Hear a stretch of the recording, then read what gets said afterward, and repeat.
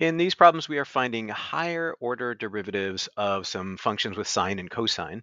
A higher order derivative is like a second derivative or a third derivative. So you take the derivative and then you take the derivative of that to get the second derivative. You take the derivative of that to get the third derivative. With sine and cosine, the two facts you need to remember is that the derivative of, of sine of x is cosine of x. And the derivative of cosine of x is negative sine x. So when we take higher order derivatives, sometimes you can get kind of chains of sines and cosines going back and forth. Let's see how this works with this one. Well, I guess the other thing you need to know is that this terminology right here, this means third derivative. If I wanted to write that in another terminology, I could do f triple prime of x to get the third derivative of x. This means the same thing. It means the third derivative with respect to y, sorry, the third derivative of y with respect to z. Okay, so let's take the derivative of this for the first time. So the first derivative, that cosine is going to turn into a negative sign. So I'm going to get a negative 4 sine z. The constant here just sticks around. And then I've got a normal power function rule here, so minus 15z squared.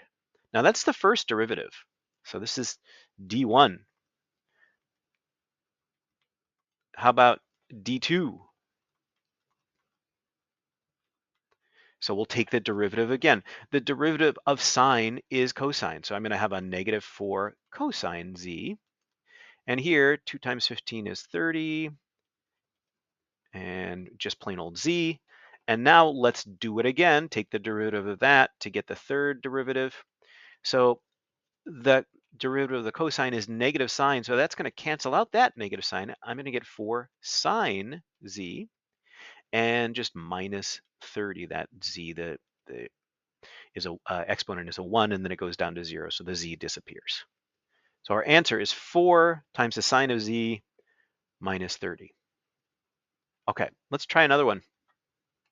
This one says we want to find the 29th derivative. And here's another notation. It would be silly to make 29 little hash marks and have to count them. So sometimes they do it like this. But we want the 29th derivative of z.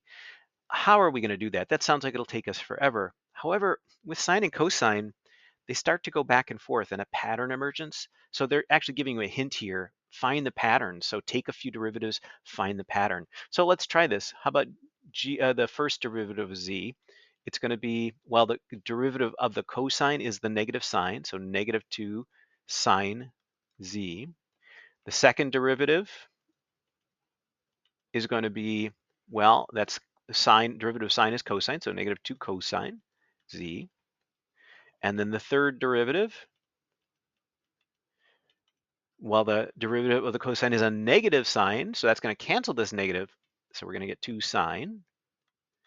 And the fourth derivative is going to be, well, the derivative of the sine is cosine, so we get 2 cosine z. Aha!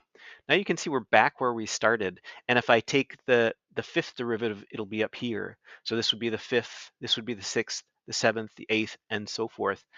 We want the 29th, so let's see. The fourth derivative is this one. So the 28th, because that's a multiple of 4, is going to be this one. So the 29th should be this one. So I think our answer is negative 2 sine of z. So that's a little bit of work with higher order derivatives of sine and cosine.